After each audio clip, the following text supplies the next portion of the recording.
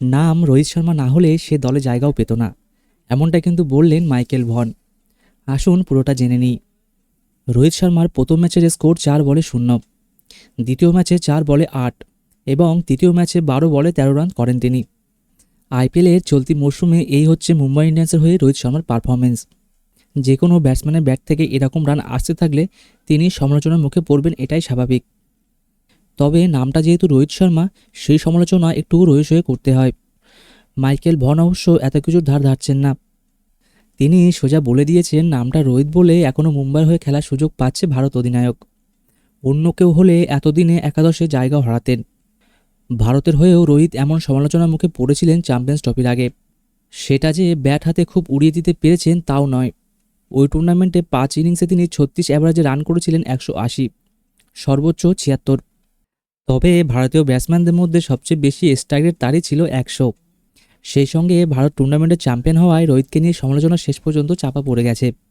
তবে এবার আইপিএলও ব্যাট হাতে আবারও বাজে সময় যাচ্ছে রোহিতের। চিদাম্বরমে চেন্নাই সুপার কিংসের বিপক্ষে রানের খাতায় খুলতে পারেননি তিনি। গুজরাট টাইটান্সের বিপক্ষেও পরের ম্যাচে সাজঘরে ফেরেন মাত্র 8 রান করে। ওই 2 ম্যাচই হেরেছিল মুম্বাই। তারপর গতকাল কলকাতার বিপক্ষে মুম্বাই ওপেনার একটা ছক্কা মেরে 12 বলে 13 রান করেন। ফিরেছেন আন্দ্রে রাসেলের বলে হার্ষিত রানার হাতে ক্যাচ দিয়ে। ম্যাচটা অবশ্যই 8 উইকেটে জিতেছে মুম্বাই। 3টে ম্যাচেই রোহিত খেলেছেন ইম্প্যাক্ট প্লেয়ার হিসেবে। তিনি শুধু ব্যাটিংই করেন, ফলে তার কাছে দলের প্রত্যাশা আরও বেশি, যে প্রত্যাশা রোহিত একেবারেই পূরণ করতে পারেনি। এরপরও যে রোহিত মুম্বাই দলে সুযোগ পাচ্ছেন সেটা শুধু তার নামের ভারে। ক্রিকবাজের সঙ্গে আইপিএলের ম্যাচ বিশ্লেষণে এমনটাই বলেছেন সাবেক ইংল্যান্ড অধিনায়ক মাইকেল ভন। সঙ্গে এটাও মনে করিয়ে দেন রোহিত এখন আর মুম্বাই ইন্ডিয়ান্সের অধিনায়ক নন, ফলে তাকে এখন শুধু ব্যাটসম্যান হিসেবে বিবেচনা করতে হবে। মাইকেল ভন বলেন, ওর নাম্বারগুলোর দিকে তাকান। মনে রাখা দরকার আমরা রোহিতকে শুধু ব্যাটসম্যান হিসেবেই বিচার করছি, সে এখন আর মুম্বাইয়ের অধিনায়ক নয়।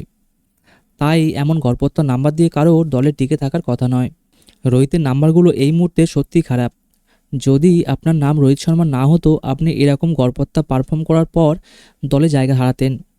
রোহিত শর্মার কাছে নিশ্চয়ই আরও বেশি চাই দল। মাইকেল ভন সঙ্গে এটাও বলেছেন, যদি রোহিত অধিনায়ক হতো রানটা হয়তো এত বড় ব্যাপার হতো না, কারণ অধিনায়ক হিসেবে সে নিজের অভিজ্ঞতা, কৌশল ও চিন্তাভাবনা যোগ করত, যেটা সে জাতীয় দলে এখনও করে। মুম্বাই ইন্ডিয়ান্সের হয়ে অতীতে আমরা সেটা তাকে করতে দেখেছি, কিন্তু এখন যেহেতু সে মুম্বাইয়ের অধিনায়ক নয়, ওকে স্রেফ রান দিয়েই বিচার করতে হবে এবং সেখানে ওকে নিশ্চিতভাবে অনেক উন্নতি করতে হবে। ভিডিওটি কেমন লাগলো অবশ্যই কমেন্টে জানাবেন এবং লাইক ও সাবস্ক্রাইব করতে ভুলবেন না। আসুন দেখা হচ্ছে আরেকটি নতুন ভিডিওতে।